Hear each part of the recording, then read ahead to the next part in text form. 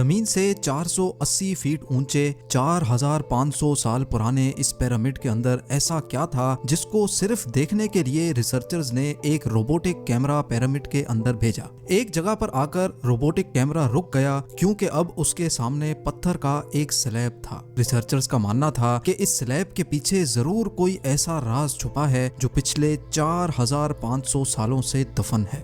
ये राज इनको हर कीमत पर जानना था, इसलिए उन्होंने रोबोट के आगे एक ड्रिल मशीन लगाई जिसने उस पत्थर के स्लैब में बारीक छेद कर दिया।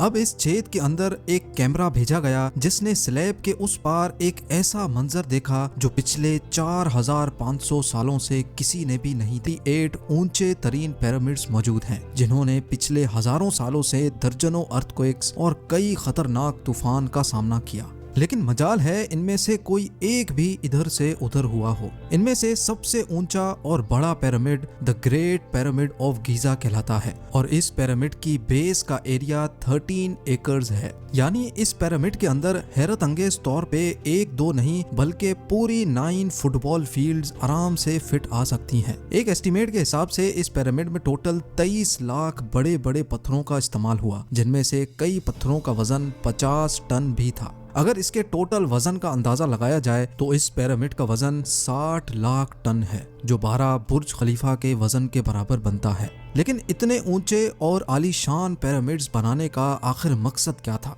हजारों साल पहले जब इंसान के पास कोई टूल्स भी मौजूद नहीं थे, तब इन पिरामिड्स की दीवारों को कैसे इंच बाय इंच लेवल किया गया? कैसे 50 टन वजनी पत्थरों को स्क्वायर शेप में काटकर बगैर क्रेन के ही 480 फीट ऊंचाई तक पहुंचाया गया? और इनको बनाने में ऐसे कौन से इंजीनियर्स का हाथ था जिन्होंने इन पिरामिड्स को अर्थक्वेक प्रूफ के साथ साथ इनकी तमाम साइड्स को एग्जैक्टली 51.5 डिग्री के एंगल पे सेट किया? ये सब आप जान सकेंगे आज की इस वीडियो में। तो आइए शुरू करते हैं।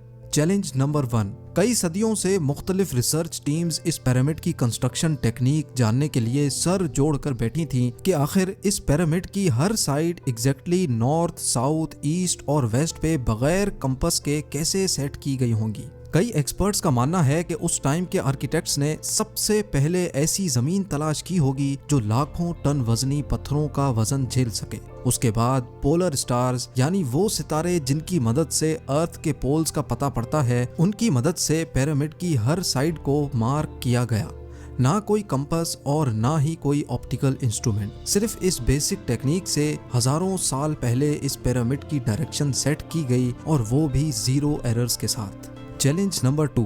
अगला चैलेंज था जमीन को लेवल करने का। जिस 13 एकड़ की जमीन पर इस पिरामिड को बनना था, उसका लेवल थोड़ा सा भी आउट होता तो 23 लाख पत्थरों के इस पहाड़ का खड़ा होना बिल्कुल भी मुमकिन नहीं था। अब इस जमीन को लेवल करने के लिए उस टाइम के इंजीनियर्स के पास ना ही लेजर लेवलर था और ना ही बबल लेवल। एक्सपर्ट्स का मानना है कि कंस्ट्रक्शन साइट की चारों साइड्स पर खड्डा करके उसमें पानी डाला गया होगा और फिर एक साइड के पानी के लेवल से दूसरे साइड के पानी के लेवल को मैच किया गया होगा। जो जमीन का हिस्सा पानी के लेवल से मैच नहीं कर रहा होगा, उसको छेनी और हथौड़ों की मदद से काट कर लेवल किया गया होगा।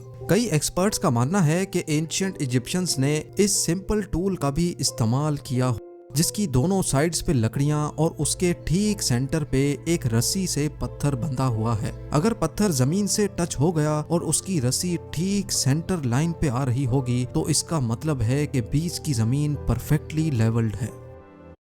जमीन परफेक्टली लेवल्ड है। Challenge number 3। अब पिरामिड कंस्ट्रक्शन साइट पे डायरेक्शंस भी सेट थी, मार्किंग्स भी हो चुकी थी और जमीन का लेवल भी सेट था। अब बारी थी कंस्ट्रक्शन स्टार्ट करने की, जिसके लिए लाखों टन वजनी और बड़े पत्थर रिक्वायर्ड थे। लेकिन ये पत्थर काटने के लिए ना ही उनके पास ग्राइंडर थे और ना ही जैक हैमर्स। लेकिन फिर भी उन्होंने 50 टन वजनी पत्थर काटे भी और उनको स्क्वायर या रेक्टेंगल शेप भी दिया।